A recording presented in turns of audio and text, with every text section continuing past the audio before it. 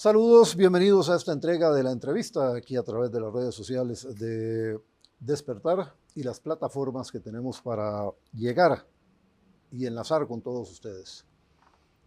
Hoy volvemos a poner sobre la palestra un tema que hemos venido discutiendo en las últimas entregas en relación con toda la situación de seguridad, dirán algunos, yo prefiero decir de inseguridad, que vive el país, motivado esencialmente por la proliferación de los grupos de crimen organizado que se han ido expandiendo a diversas actividades dentro de la sociedad costarricense. Para hablar de este tema, hoy contamos con la presencia y la participación de la licenciada Marcela Ortiz.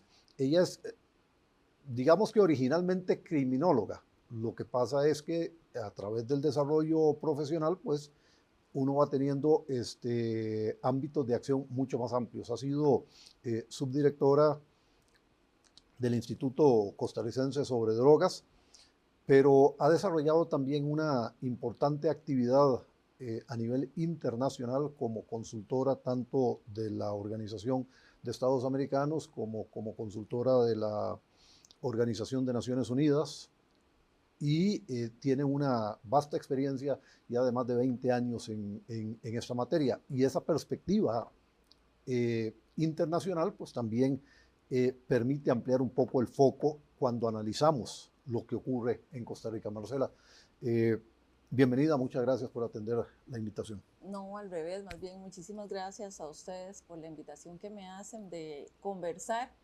este tema que, como bien lo dice usted al principio, pues está y sigue estando en la mesa de discusión, no solamente desde el punto de vista de ejecución de diferentes políticas públicas que tienen que ver con el impacto directo sobre la seguridad o la inseguridad, como bien lo mencionó usted, acá podemos conversar un poquito cuando hablamos de inseguridad, cuando hablamos de seguridad y cuando hablamos de violencia, que también son términos que en adelante de esta entrevista pues podemos empezar a ahondar un poquitito y desarrollarlos. Definitivamente el tema de la violencia es un tema que repercute a toda la población, no solamente costarricense, sino también a nivel internacional. Por eso la importancia de abordar el tema desde el punto de vista no solamente local, de lo que afecta al país, a nuestro país, sino también a la región y por supuesto que al mundo entero, el tema de la violencia y las consecuencias de esta.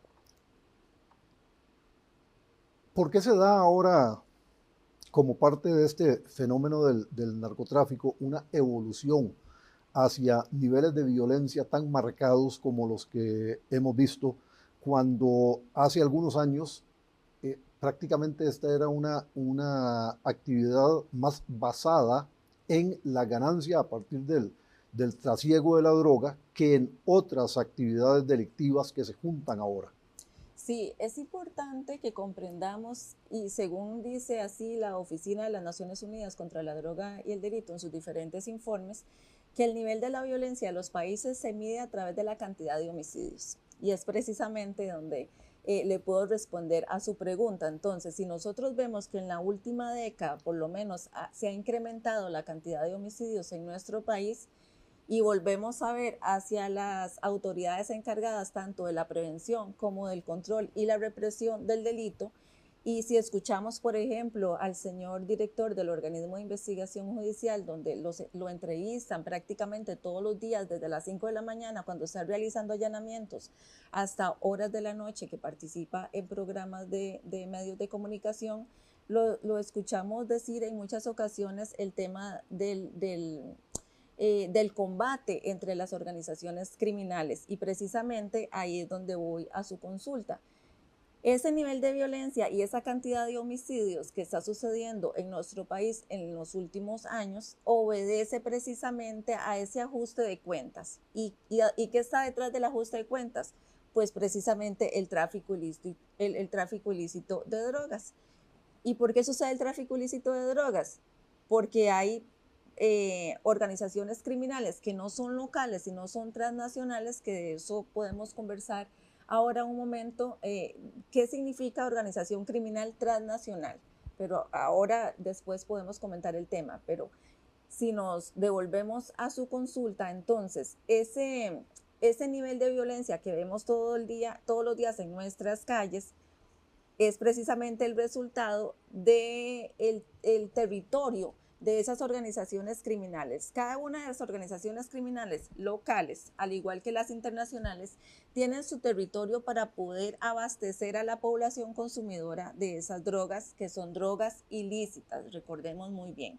Entonces, esas organizaciones locales que se abastecen del tráfico ilícito de drogas que viene de los países productores, estamos hablando de los países que están al sur de América y que van hacia los países consumidores que están en el norte y en Europa e incluso hasta Asia y Oceanía. Esa droga pasa por nuestro país, muchísima de esa droga queda en nuestro país, ya sea por medio de que pagan a las organizaciones criminales que trasiegan hacia el exterior, hacia el exterior a través o con esa droga, y esa droga que se queda en el país necesita venderse. Y es ahí entonces donde esas organizaciones criminales locales, organizaciones criminales criollas, como bien lo denomina el organismo de investigación judicial, tienen territorios para poder abastecer. Ahí hablamos de búnker o cualquier otra infraestructura, y ellos necesitan vender. Ellos ya tienen sus clientes, por decirlo de alguna forma. Y entonces cuando viene otra organización criminal y ya sea que le quiere robar la droga a esta organización criminal que está localizada en un territorio, o bien que hizo el análisis de inteligencia y vio que le va re bien a esa organización criminal que está operando en ese territorio y quiere robarle su clientela. Entonces es ahí donde vemos ese incremento de luchas, de poderes, de territorio de esas organizaciones locales o criollas, y es donde empieza a elevarse la cantidad de homicidios. ¿Y eso qué significa?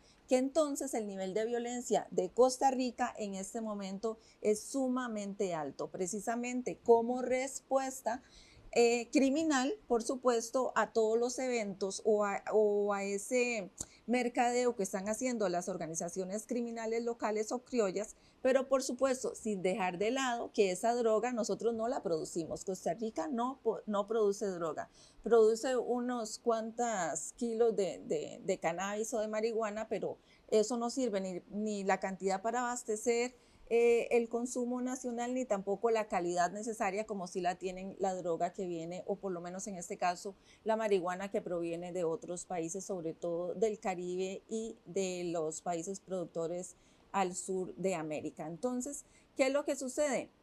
Que estas organizaciones criminales, y ahí ya nos vamos a la parte de la organización criminal transnacional. ¿Por qué se llama transnacional? Porque trasciende las fronteras. Las organizaciones, señor. Perdón, antes de ir a esa parte, para complementar lo que usted decía, tengo otra inquietud. A ver, Claro.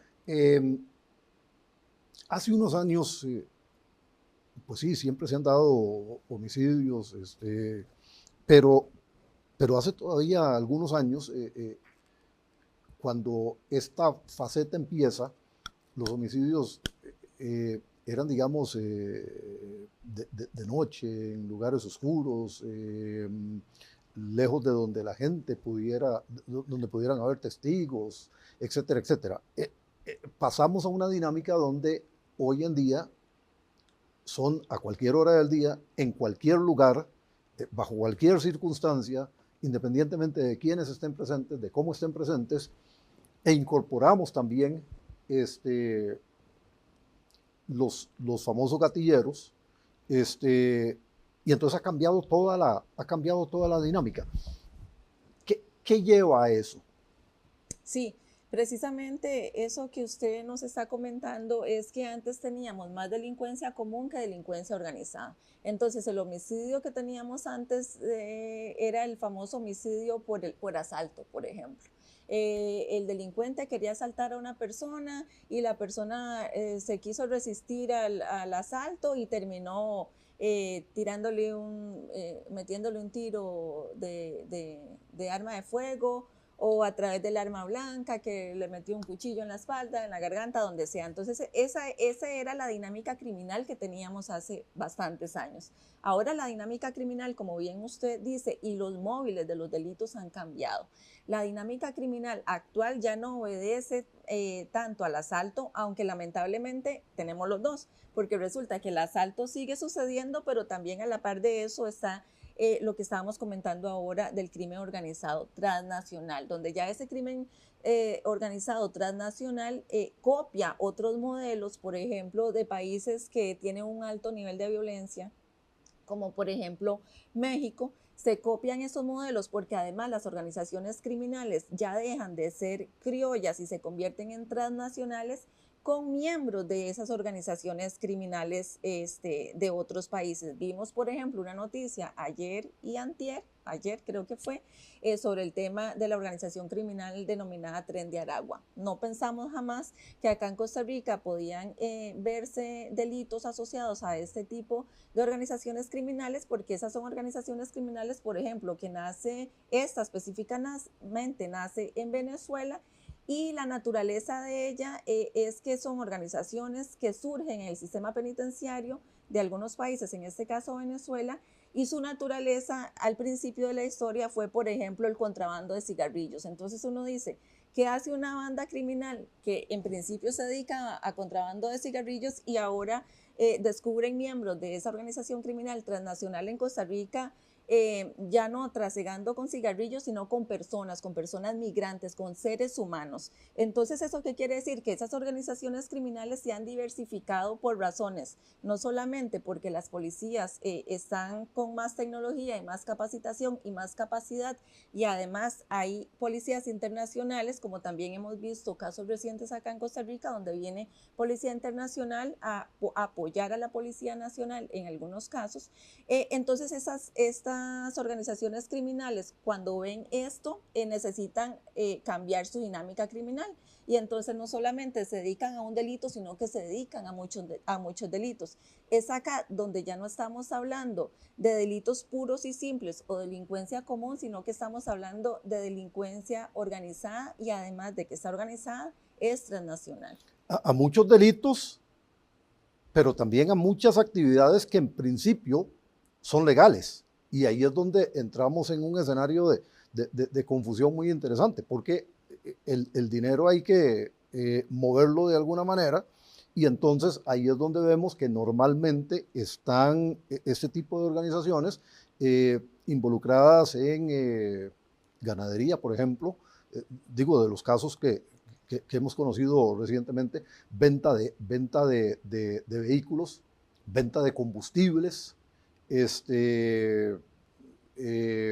también en actividades de pesca, que curiosamente todas estas como que se asocian y facilitan, en el análisis de uno que no es experto en el tema, facilitan precisamente el manejo de la actividad principal, que es el narcotráfico, porque, bueno, la pesca implica tener embarcaciones en el mar, la venta de combustible, se requiere combustible tanto para las embarcaciones como para luego los vehículos que en tierra firme van a movilizar la droga, aeronaves también, y muchas veces asociado también a empresas de seguridad. Digo, fenómenos que hemos visto en los últimos años en nuestro país. Sí, claro, eso nos lleva al otro tema que también va de la mano, que es el lavado de dinero. Costa Rica le denominamos el delito de legitimación de capitales, pero a nivel internacional es el delito de lavado de dinero o blanqueado de dinero o muchísimos otros términos que le tienen a nivel internacional. Todos estos delitos asociados al crimen organizado, la idea principal es generar dinero. Un delito, una organización criminal no solamente se gesta ahí y se toman un refresco, una cerveza, lo que sea, y dicen, hoy vamos a ir a delinquir. No, detrás de todo eso, por supuesto que está la avaricia, y la idea es generar dinero. Este dinero que se genera a través de esas actividades ilícitas necesita lavarse, necesita limpiarse. Y en ese camino o en esa transición de nacer de una actividad ilícita hasta convertirse en dinero limpio, de alguna forma, va a pasar por algunas actividades lícitas, como bien lo dice usted. Entonces, por eso, por ejemplo, en la ley 8204 en Costa Rica se habla sobre el tema de actividades sospechosas. Entonces, en muchas de esas actividades, las personas que las desarrollan están obligadas a reportar, por eso hablamos de los famosos ROS, que es el reporte de operaciones sospechosas. Entonces, por ejemplo, los notarios. El notariado no es una actividad ilegal, jamás, es una actividad legal, es una actividad de fe pública. La venta de, por ejemplo, de bienes raíces, los casinos, ¿qué más? La venta de piedras preciosas, todas esas no son actividades criminales, son actividades lícitas, pero que lamentablemente son utilizadas por las organizaciones criminales cuya naturaleza es cometer actos ilícitos transnacionales que necesitan involucrar o mezclar la actividad ilícita con una actividad legal para poder ayudarse a lavar ese dinero. Entonces es ahí donde entran, ya no estamos hablando, vea que dejamos de lado el tema de tráfico ilícito de drogas, dejamos el tema del tráfico ilícito de personas migrantes, ahora estamos hablando del tema de lavado de dinero. Y para que esto suceda, y que también a nivel internacional se le domina economías criminales o economías ilícitas, es donde toda esa generación de dinero sucio tiene que de alguna forma limpiarse.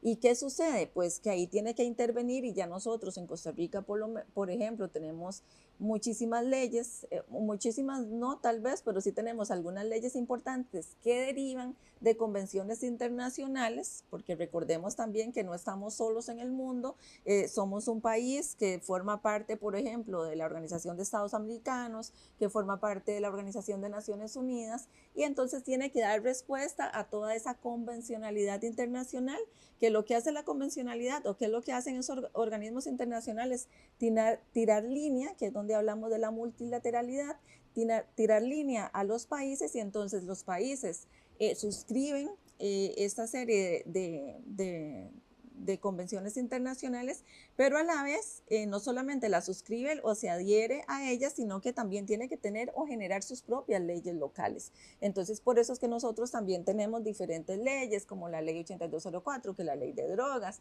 tenemos, por ejemplo, la ley contra la delincuencia organizada, que es la ley 8754, y una serie de leyes, perdón, que derivan precisamente como respuesta a esa política internacional o a esa convencionalidad internacional para poder dar una respuesta, y otra vez nos devolvemos al principio de la historia, dar una respuesta transnacional al fenómeno, porque es muy importante también que acá no estamos hablando de delitos aislados, estamos hablando de un fenómeno criminal. Y cuando hablamos de fenómenos criminales necesitamos respuestas integrales. ¿Cuál es la respuesta a un fenómeno criminal?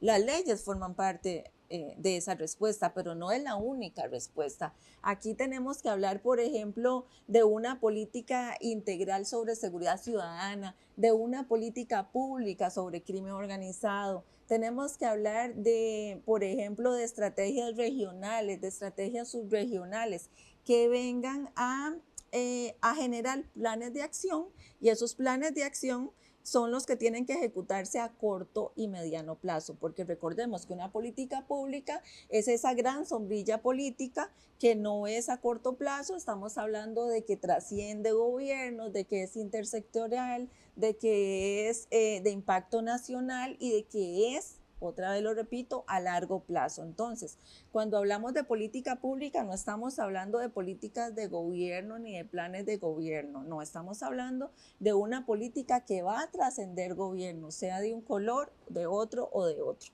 Por eso la política pública no es gubernamental, es estatal, y esto lo tenemos que tener claro porque es una respuesta efectiva al problema o al fenómeno del crimen organizado.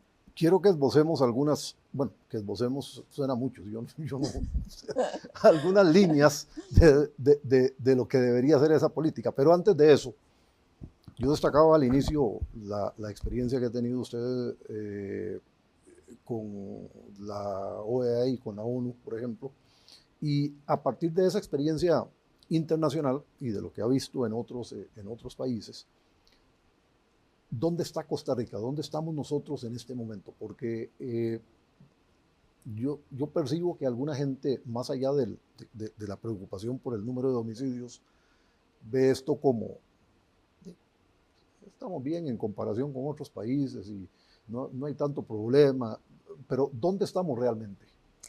Sí, bueno, nosotros en Costa Rica lamentablemente todavía no hemos generado o no hemos desarrollado el tema de la cultura de seguridad.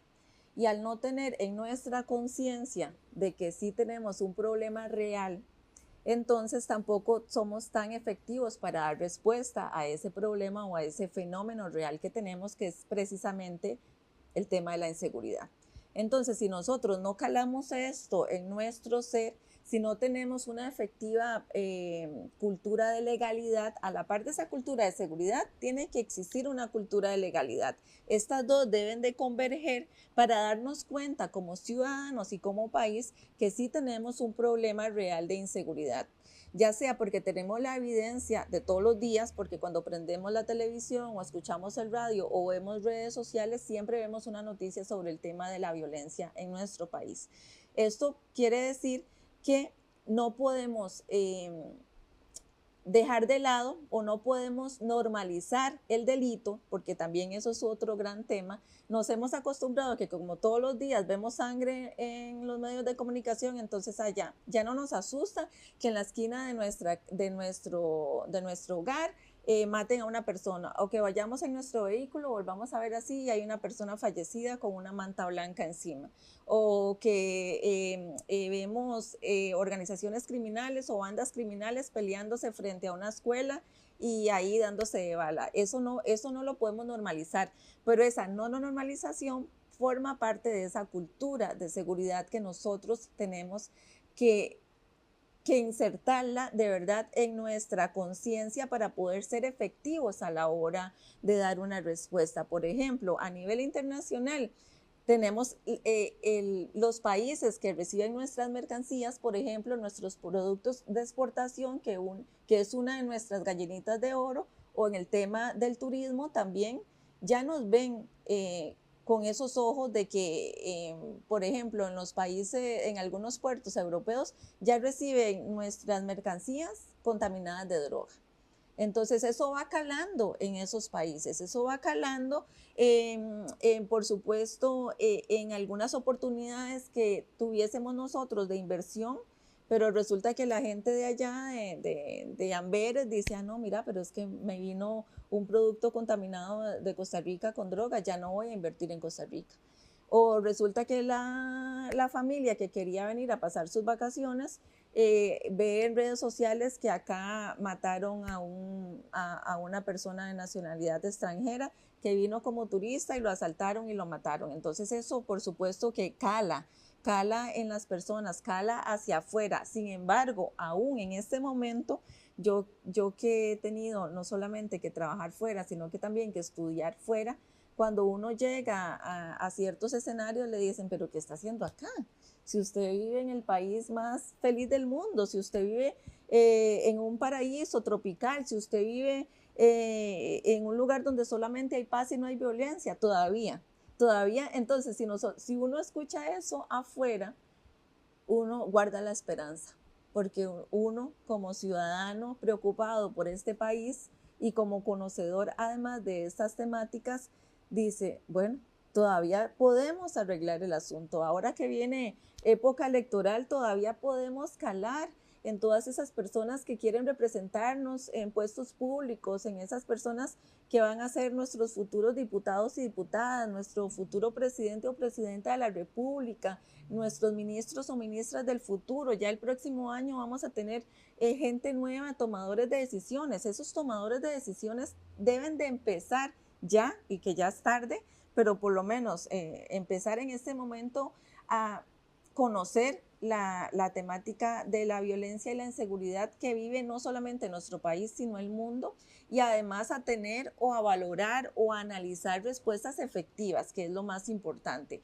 Como país y como tomadores de decisiones tienen el poder en la mano, y yo creo que estamos en un tiempo exquisito que es la oportunidad que tenemos de poder hacer conversatorios, de poder llegar a estas personas que en el futuro, tampoco tenemos una bolita de cristal para saber cuál de todas esas personas va a ser, pero por lo menos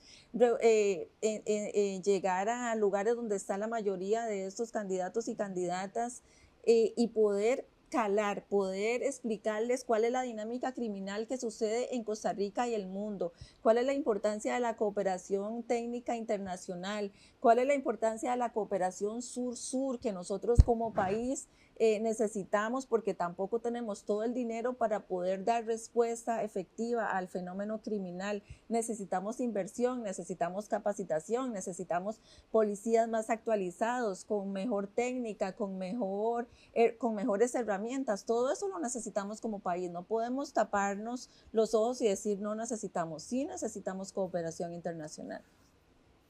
Decía que quería que esbozáramos, o que esbozara usted más bien, algunas líneas de lo que sería una política nacional en esta materia. ¿Cuáles serían los 3 elementos fundamentales desde su perspectiva? Sí, bueno, si nos enfocamos en el tema de la teoría de una política pública efectiva, pues ya les comenté varios elementos, pero si nosotros ya empezamos a hacer un análisis más profundo de qué necesitamos en este momento, porque la línea base científica ya la tenemos. Tenemos muchísimos informes, no solamente nacionales e internacionales, tenemos el reporte de situación actual, tenemos la noticia todos los días que nos dice cómo estamos en el tema de seguridad, tenemos un organismo de investigación judicial muy efectivo que nos da una data prácticamente por hora de cuál es el reloj criminal que hay en Costa Rica. Entonces, con esa información, definitivamente, esa política pública que necesitamos que se desarrolle en nuestro país debe o debería de ser efectiva, dar respuesta a ese fenómeno, dar respuesta al nivel de criminalidad que está sucediendo en Costa Rica hoy día, porque los tomadores de decisiones necesitan información científica. Entonces, cuando los tomadores de decisiones se van a sentar a redactar esa política pública, no pueden estar solos, tienen que estar acompañados de otros sectores, y esto es muy importante. El sector empresarial tiene que estar ahí. Tiene que estar el sector de educación formal e informal, tiene que estar todas aquellas instituciones que dan respuesta efectiva, por ejemplo, al cuidado de la niñez, que en este momento lamentablemente son víctimas no solamente de los homicidios, sino también que son victimarios. Vemos cada vez más sicarios niños y niñas jóvenes. Esto no puede suceder, por ejemplo. Entonces debemos de tener en esa mesa de diálogo, que es la que va a desarrollar esa política, todos esos actores ahí sentados.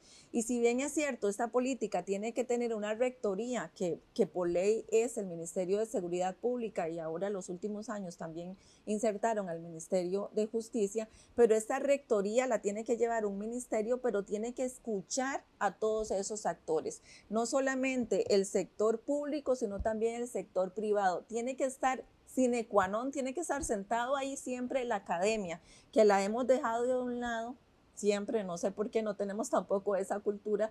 Deben de existir en nuestro país, en las universidades, tanto públicas o privadas, por ejemplo, los famosos tanques del pensamiento, estos académicos que se dedican a escribir, a pensar, a investigar, a analizar el fenómeno y dar una posible respuesta a esos tomadores de decisiones. Hay algunos, pero no les dan pelota. Nosotros no hemos conversado con algunos de ellos. Pero porque no tenemos esa cultura. Si uno va, por ejemplo, yo que he estado en universidades de Estados Unidos, sí les dan pelota. Y la universidad desarrolla e invierte en ese tanque del pensamiento. Y acá que tenemos tantos expertos también en el tema de seguridad, pues deberíamos de tener muy arraigado ese tema de los tanques del pensamiento, y no solamente que exista y que escriban y que salgan en el periódico todos los días, sino que se hagan escuchar, que esos encargados o ese ente rector de redactar y de elaborar y por supuesto también de ejecutar esa política pública, los siente en la mesa, los escuche, los respete, que esa información científica, porque ellos son los que hacen esos reportes de situación a nivel científico con toda la data y con todo el análisis y con todo el rigor que se necesita, sean tomados en cuenta, que de verdad tengan voz y tengan voto al momento de poder sentarse a coordinar y a redactar esa política pública local. Pero sobre todo, y lo más importante, es que esa política pública además tenga presupuesto. Porque vea que en los últimos años, y esa Asamblea Legislativa en particular, ha no solamente ha propuesto, sino que ha aprobado cualquier cantidad de leyes que tienen que ver con el tema de seguridad. Pero si nosotros hacemos un análisis profundo de esas leyes, cuáles de esas leyes vienen acompañadas de un presupuesto que las pueda, las ayude a ejecutarse. Nada hacemos con una biblioteca llena de leyes si no podemos ejecutarla. Entonces acá son situaciones indispensables. Esa política pública tiene que tener la inversión, tiene que tener el presupuesto adecuado para poder ejecutarse. Un elemento importantísimo es, por ejemplo, la trazabilidad y la rendición de cuentas. Cada cuánto se van a rendir cuentas sobre esa política pública. Y lo más importante, que era lo que iba, esa política pública es prácticamente utópica si no se acompaña de planes de acción. Acá lo más importante de una política pública, que recordemos que es a largo plazo, es poder ejecutarla.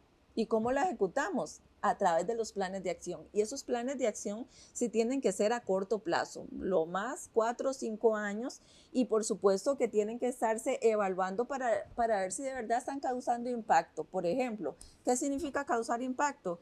Que nosotros hagamos una política pública acompañada de un plan de acción y al año específicamente estemos evaluando si de verdad la cantidad de homicidios bajó, si de verdad la deserción escolar bajó, si de verdad los niños y las niñas ya no se están involucrando en el tema del sicariato, por ejemplo. Eso es una rendición de cuentas. Eso es materializar una política a través de un plan de acción y, por supuesto, lo más importante, que si no se está rindiendo el resultado que quisimos al principio con esa propuesta, entonces modificarla, cambiarla.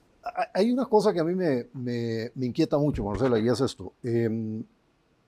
Cuando hablamos de la cantidad de leyes que se han venido aprobando, yo percibo, y esto es un fenómeno que yo vengo siguiendo, no desde ahora a propósito de este tema, sino desde una época ya un poco lejana en que fui también periodista parlamentario. Nuestros diputados en todos los periodos tienden como a reaccionar en caliente. ¿Qué quiero decir con esto? Sale esta noticia y entonces propongo un proyecto de ley. Y sale la otra noticia y propongo un proyecto de ley. A mí me inquieta si no estamos desordenando nuestro marco legal. Hemos visto, por ejemplo, dentro del paquete de reformas que ha aprobado la actual Asamblea Legislativa, proyectos que reforman un artículo del Código Penal, por decir.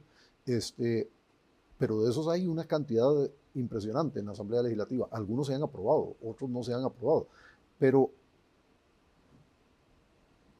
de esa manera no vamos como desarmando nuestro marco legal, con el riesgo que eso implica. Claro, aquí el término adecuado para eso que usted está describiendo es el populismo punitivo. No podemos caer en el juego ni del populismo y menos punitivo.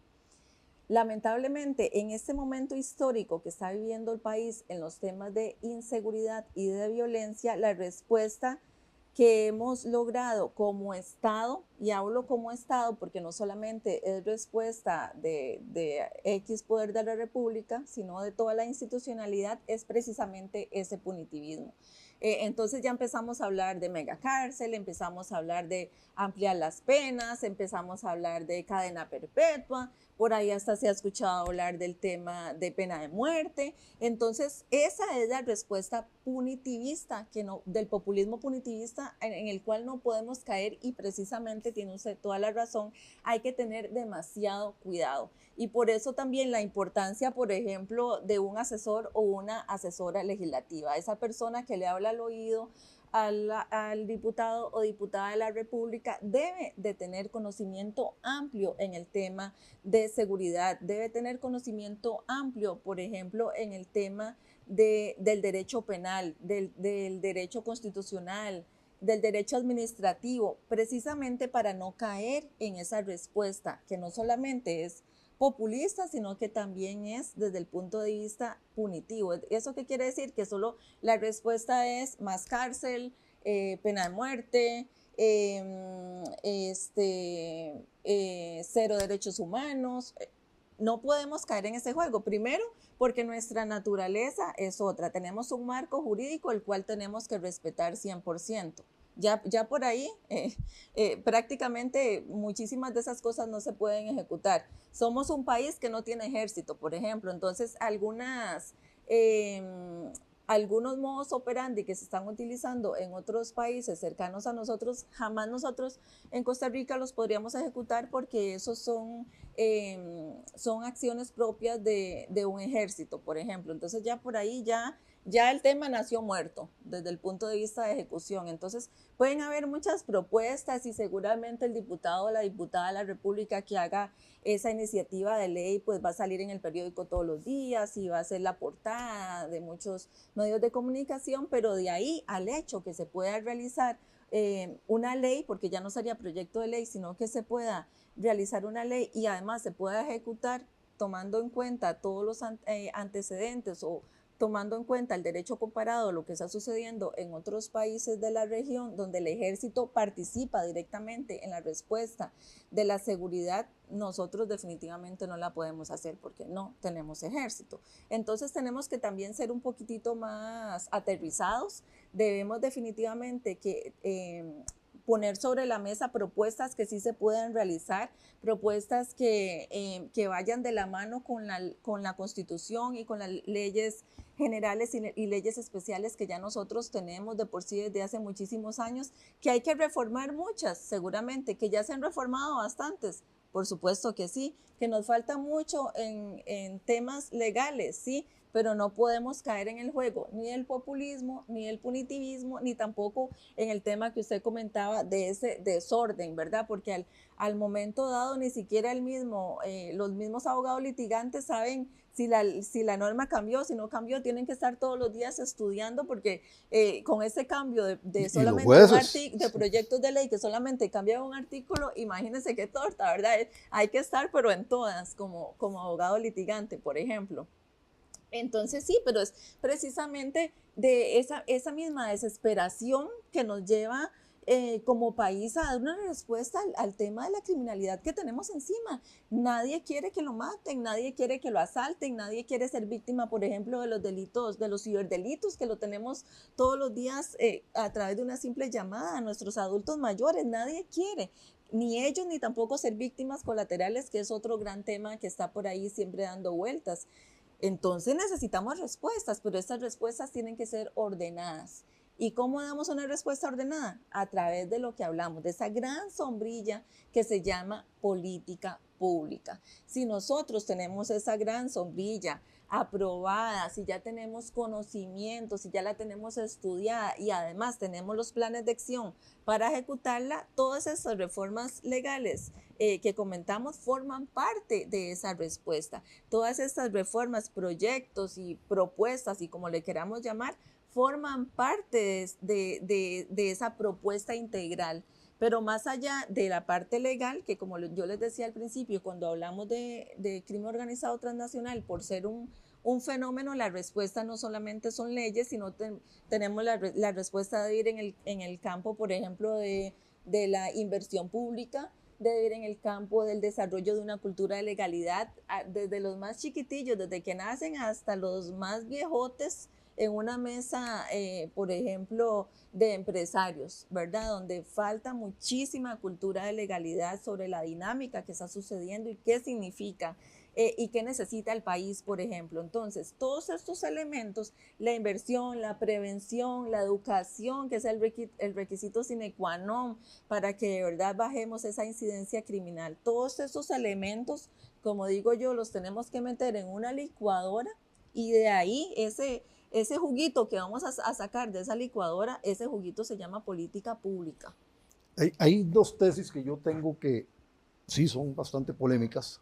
Una es que yo creo que para este tipo de delitos eh, no deberían aplicarse beneficios carcelarios de ninguna naturaleza de los que están contemplados en nuestra legislación, de manera que las penas se cumplan tal cual fueron dictadas, que si se dice que es una pena de 20 años, pues sea una pena de 20 años y no menos, que si se dice que son 25 años, en 25 años, pensando también en los familiares de las víctimas, ¿verdad? Que muchas veces se decepcionan cuando ven que se sigue todo un proceso y al final la cosa termina como termina. Y lo otro tiene que ver con una división que hago yo en el tema de las víctimas colaterales, porque a veces sí hay gente que va pasando por un lugar donde ocurre un asesinato de estos y es alcanzada por un disparo, a veces es una persona que confunden con otra, etcétera, etcétera, pero también a veces es gente que está vinculada con estas personas y que conocen las actividades delictivas que están desarrollando y que guardan silencio. Entonces yo ahí divido, creo que el tratamiento y el enfoque debería ser distinto para unos y para otros, porque aquí estamos hablando de cómplices, no quiere decir que por eso deban morir, pero digo, el enfoque a la hora de abordar el problema me parece que debe ser distinto, porque estos otros no tienen absolutamente nada que ver con el asunto. Entonces, creo que esa diferenciación sí hay que hacerla, y creo que nos falta avanzar en eso, tanto desde el punto de vista legal como a nivel general de nuestra sociedad. Bueno, el primer punto definitivamente es que tenemos una falencia, no hemos tenido nunca una ley de ejecución de la pena. Eso permite que no haya un orden ni haya un control adecuado de cómo se debe ejecutar una pena. En esta legislatura, por ejemplo, se han presentado varios proyectos de ley sobre esta temática porque ha sido un tema de mesa, un tema de discusión, la famosa ejecución de la pena. Entonces ahí es donde nos preguntamos, ¿quién es el responsable? ¿Es el Ministerio de Justicia? ¿Es el juez de ejecución de la pena? ¿Es el Poder Judicial? Para mí debería ser el Poder Judicial, y parte de la discusión que hay ahora es que el ministro de Justicia sostiene que debe ser el Ministerio de Justicia, pero yo parto de una base: si la pena la impone el Poder Judicial, a través de los jueces, debería venir de ahí cualquier decisión sobre cómo se debe cumplir esa pena, ¿no? Claro, pero mientras no tengamos una línea base, mientras no tengamos un documento que se llame ley y que estemos obligados a cumplirlo tal cual, en blanco y negro, tal cual indica ahí, no hay nada que hacer. Porque precisamente se presta para esas interpretaciones, se presta para decir, no es mi culpa, no es la tuya, no es la culpa de todo. No, entonces, y fue interesante. Ahí es donde quedamos atados de manos. Y fue interesante porque casi al mismo tiempo el Ministerio de Justicia presentó una propuesta de nueva ley de adaptación social, ¿verdad? Y el Poder Judicial presentó una propuesta de ley. Las dos dicen básicamente lo mismo, pero totalmente lo contrario. Ojo cómo suena. Las dos dicen cómo se deben ejecutar las penas, pero dicen todo lo contrario en cuanto a quién es el que debe llevar el control y la voz cantante en esa materia. Claro. Claro, y por eso definitivamente necesitamos esas mesas de diálogo donde no solamente participe una parte, sino muchísimas partes.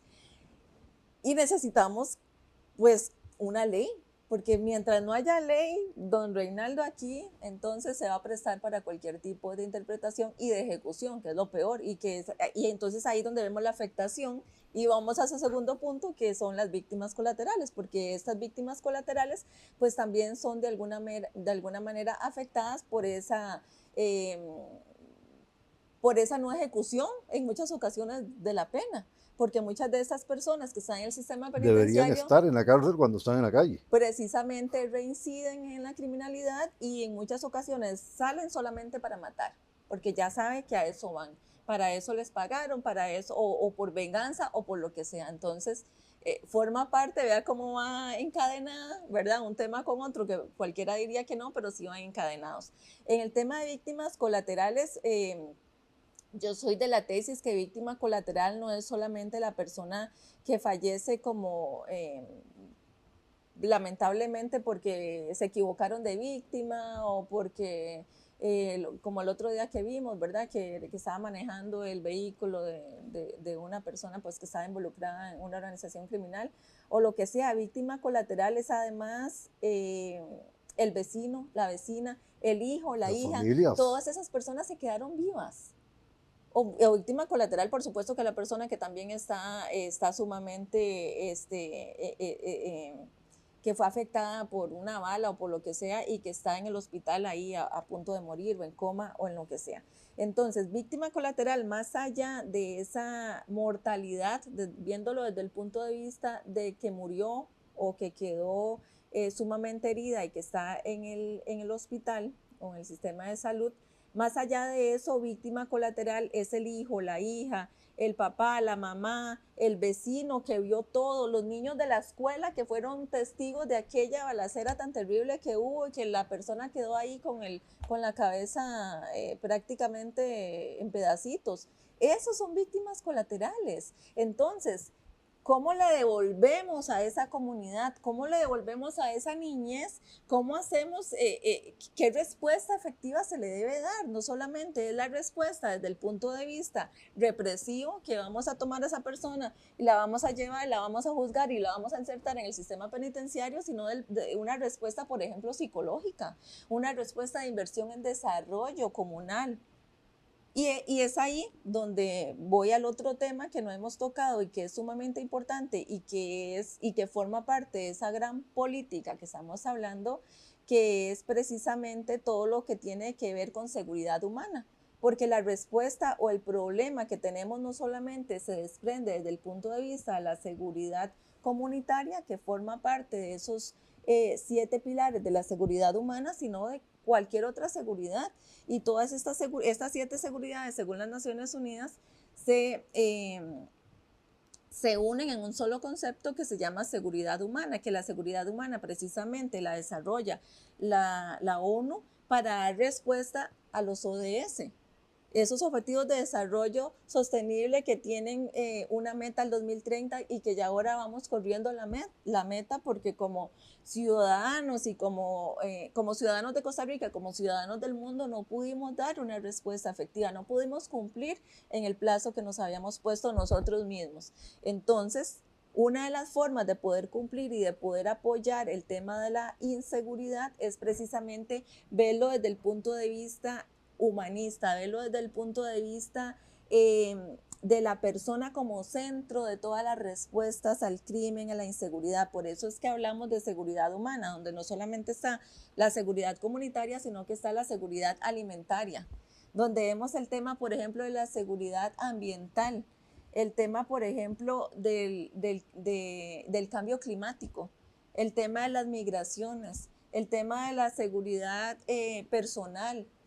Todas esas seguridades se unen, incluso hasta hablamos del tema de seguridad política. Todo esto es seguridad y esa es la respuesta que como país, y no solamente porque no estamos solos en el mundo y no estamos hablando de delitos, sino de fenómeno, con una respuesta regional y ojalá una respuesta global que le tenemos que dar a esta problemática que nos está literalmente matando. En ese marco de esa acción global, yo siempre he tenido una inquietud con respecto a esto. ¿Están haciendo suficiente los países consumidores en el tema de la droga y los países santuario en el tema, por ejemplo, de los delitos cibernéticos? ¿Están haciendo suficiente? Esa es la pregunta del millón. Esa es la pregunta del millón y es ahí donde nosotros como país afectado, de forma directa e indirecta, porque recordemos, nosotros no producimos coca. Aquí no hay sembradíos de hoja de coca. Sin embargo, nuestros productos, nuestras mercancías llegan al país destino contaminados con cocaína. Entonces, ¿qué pasa? Nosotros somos un país de camino, un país intermediario, pero nuestra reputación se está viendo afectada. ¿Y a dónde están quedando esas ganancias? ¿A dónde están esos consumidores? En Estados Unidos, en muchos países de Europa, en Asia, hasta Australia llega la droga. Entonces, ¿qué quiere decir? Que nosotros, otra vez me devuelvo al tema al principio, la cooperación internacional.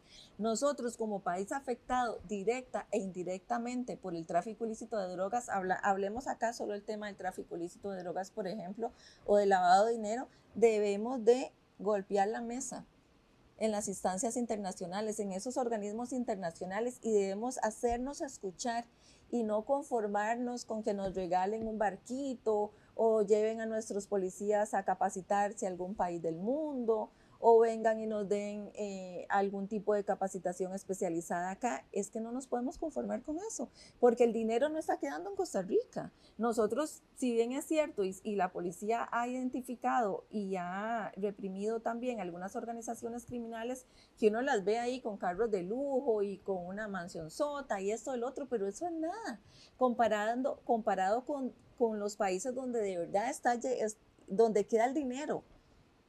¿Quién recibe la droga? Quien recibe la droga es el que de verdad se está lucrando. Lo que queda aquí es prácticamente nada. No nos podemos comparar con esos grandes capos internacionales. ¿A dónde están esos consumidores? Si no hay demanda, tampoco hay oferta. Y si hay demanda, va a haber oferta. Y esa oferta de droga lamentablemente está pasando por nuestras fronteras y además se está quedando desde el punto de vista para realizar o terminar de hacer la logística acá en nuestro país. Entonces nosotros debemos de tener una voz fuerte a nivel internacional. Nosotros debemos hacernos sentir ante la comunidad internacional y no conformarnos con migajas en el tema de cooperación internacional, porque ni nos estamos quedando con la plata, porque es mínimo el dinero ilícito o sucio que se queda en el país, es bastante, pero si lo comparamos a nivel global es nada. No nos estamos quedando con la plata y sí nos estamos quedando con muchísimos problemas. Nuestros niños y niñas se están convirtiendo en sicarios y sicarias. Cuando entrevistamos a una niña en una escuela, lo que quiere ser es novia del narcotraficante. Si entrevistamos a un niño, lo que quiere ser es sicario. Eso no puede suceder definitivamente. Entonces, tenemos que golpear la mesa en el tema de cooperación internacional y pedir la respuesta efectiva, que de verdad cale, que de verdad venga a resolvernos la problemática de criminalidad que estamos teniendo en nuestro país definitivamente.